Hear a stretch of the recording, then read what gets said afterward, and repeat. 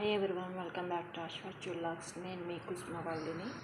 ఈరోజు ఎంతో టేస్టీ అయిన ఐరన్ ఇచ్చే ఒక రెసిపీ అండి. అదేనండి మన ఆంధ్ర స్టైల్లో గోంగూర రోటీ పచ్చడి. ముందుగా నేను పావు కప్పు అంటే 2 లేదా 3 స్పూన్ల పల్లీలను ఆయిల్ లేకుండా దోరగా ఫ్రై చేసుకోవాలి.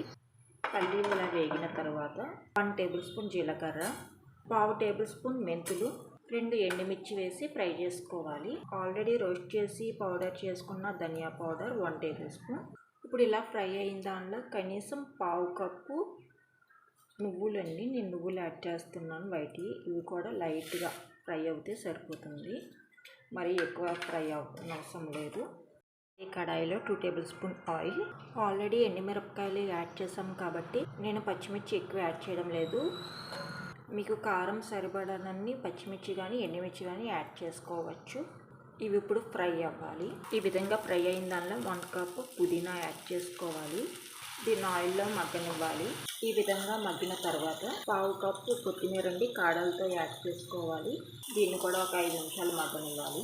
ఈ విధంగా మగ్గిన తర్వాత పుల్ల గోంగూర తీసుకున్నానండి, 3 కట్టలు. ఇది కూడా బాగా మగ్గబెట్టుకోవాలి, ఆకులు కూడాను. ఈ విధంగా మగ్గిన దానిలోకి ఎక్కువ కాదండి, స్మాల్ సైజ్ ఉన్న టమాటా ముక్కను కూడా యాడ్ చేసుకొని 2 మినిట్స్ మగ్గనిద్దాం. టేస్ట్కి సరిపడినంత సాల్ట్ కూడా ఇప్పుడే యాడ్ చేసుకొని బాగా మగ్గనివ్వాలి. ఈ విధంగా మగ్గిన దాన్ని బాగా చల్లారనివ్వాలి. చల్లారినవి కాబట్టి మిక్సీ పట్టుకొని మెత్తగా గ్రైండ్ చేసుకోవాలి. ఈ విధంగా గ్రైండ్ చేసుకున్న దాన్ని ఒక బౌల్లోకి ట్రాన్స్ఫర్ చేసుకోవాలి. అదే మిక్సీ బౌల్లో రిమైనింగ్ పేస్ట్ అంటే గోంగూరను కూడా బాగా మెత్తగా మిక్సీ పట్టుకోవాలి. ఇప్పుడు దీన్ని మొత్తం మిక్స్ చేసుకోవాలి. ఇప్పుడు పచ్చడికి తాలింపు ప్రిపరేషన్ చేసుకోవాలి. ఎండుమిర్చి అండ్ ఇంగువ, జీలకర్ర కొద్దిగా అండ్ ఆవాలు 1 టేబుల్ స్పూన్ యాడ్ చేసి లైట్గా ఫ్రై చేసుకోవాలి. కొద్దిగా కరివేపాకు రమ్మ, ఫైనల్గా తాలింపు యాడ్ చేసుకోవాలి. ఎంతో టేస్టీ అయిన ఐరన్ ఇచ్చే గోంగూర పచ్చడి ప్రిపేర్ అయిపోయిందండి. మీకు ఈ వీడియో నచ్చినట్లయితే please like and subscribe and share guys. Thank you guys.